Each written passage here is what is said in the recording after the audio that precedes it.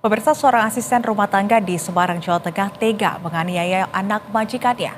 Pelaku berdalih melakukan kekerasan karena lelah dengan beban kerja yang berat. Penganiayaan yang dilakukan pelaku berinisial M itu diantaranya mencubit dan memukul ketika korban tidak mau makan atau susah untuk diajak tidur siang. Polisi mengatakan penganiayaan terbongkar saat ibu korban mendapati luka memar pada bibir dan luka lecet pada punggung korban.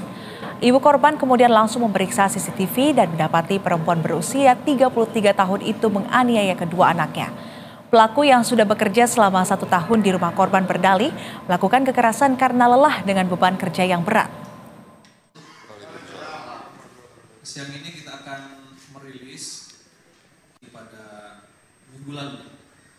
Tersangka ini adalah babysitternya. Dan pemirsa, untuk mengetahui kasus tersebut lebih jauh sudah bergabung bersama kami Wakasat Reskrim Polrestabes Semarang AKP Aris Munandar. Selamat malam Pak Aris. Iya, selamat malam Mbak. Iya, selamat malam Pak Aris. Dari hasil visum sejauh ini, apakah diketahui ada luka serius yang dialami oleh korban Pak Aris? Jadi perlu kami sampaikan bahwa korban mengalami luka di bibir karena akibat pukulan dari terlapor atau tersangka, dan juga di punggung tangan korban memar karena cubitan, serta ada pemukulan di kepalanya. Namun hasil visum itu yang kelihatan luka di bibir dan di punggung tangan korban.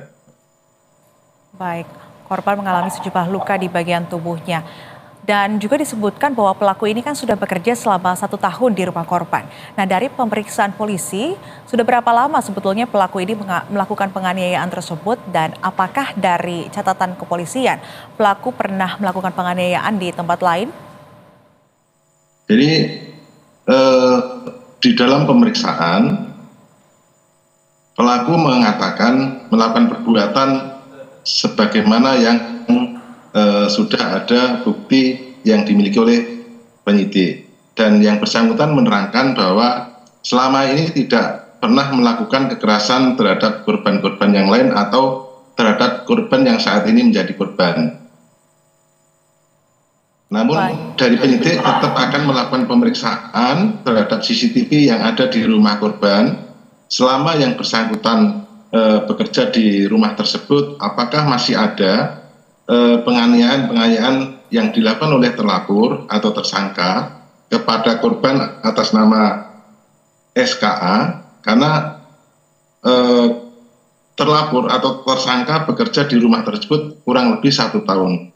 Namun kemarin sebagaimana laporan dari ibu korban, setelah mengetahui adanya luka yang diderita oleh korban, akhirnya melakukan pengecekan di CCTV yang terpasang di rumah dan mendapatkan gambaran bahwa anaknya pada saat ditinggal bekerja oleh orang tuanya dilakukan kekerasan oleh pembantu rumah tangga tersebut. Sehingga penyidik akan mendalami lebih lanjut terkait informasi ataupun CCTV yang ada di rumah korban. Baik. Pak Aris, pelaku ini kan mengaku kelelahan dengan beban kerja yang dijalaninya selama bekerja di rumah korban. Sebetulnya dari keterangan pelaku, seberapa banyak beban kerja yang dilaluinya selama bekerja di sana, apa saja tugasnya, dan juga apakah juga pihak kepolisian ini telah melakukan tes kejiwaan terhadap pelaku?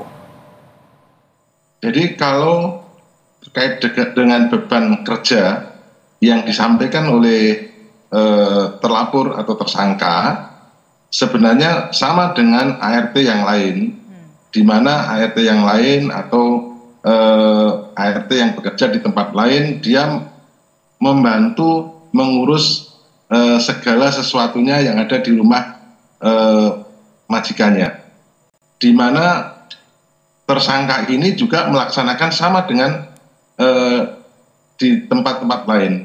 Hanya kemungkinan karena emosionalnya dari tersangka sendiri ataupun psikologi dari tersangka ini ada permasalahan-permasalahan yang ada baik permasalahan terhadap keluarganya ataupun permasalahan-permasalahan lain yang menyebabkan mudah emosi sehingga dilampiaskan kepada korban. Kami masih mendalami terkait dengan hal-hal yang ada pada tersangka, psikologis yang bersangkutan nanti akan kami koordinasikan dengan rumah sakit jiwa untuk mengetahui seberapa jauh gangguan psikologi yang dialami oleh tersangka.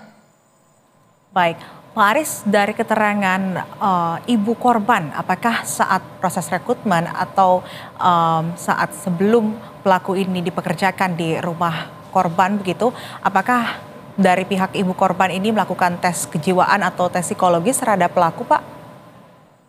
Jadi menurut informasi dari orang tua korban, pada saat akan merekrut tersangka bekerja di rumah korban, memang tidak melakukan pemeriksaan terlebih dahulu. Karena seperti biasa kalau kita membutuhkan ART, memang tidak pernah dilakukan pemeriksaan terhadap kejiwaan dari orang-orang yang akan menjadi ART. Sehingga pada saat ART akan menjadi ART di rumah korban, tidak dilaksanakan pemeriksaan kejiwaan terhadap tersangka.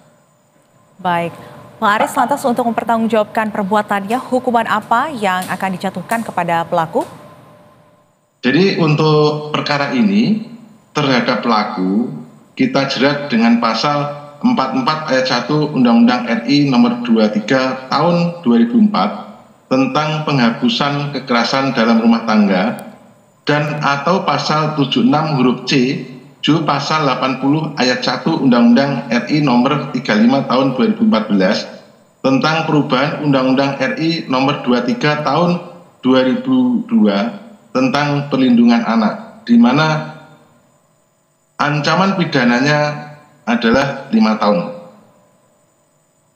Baik, atas perbuatannya pelaku ini terancam hukuman 5 tahun penjara. Terima kasih AKP Aris Munandar, Wakasat Reskrim Polres Sabah Semarang sudah bergabung di Berita Satu Malam. Selamat malam dan salam sehat selalu.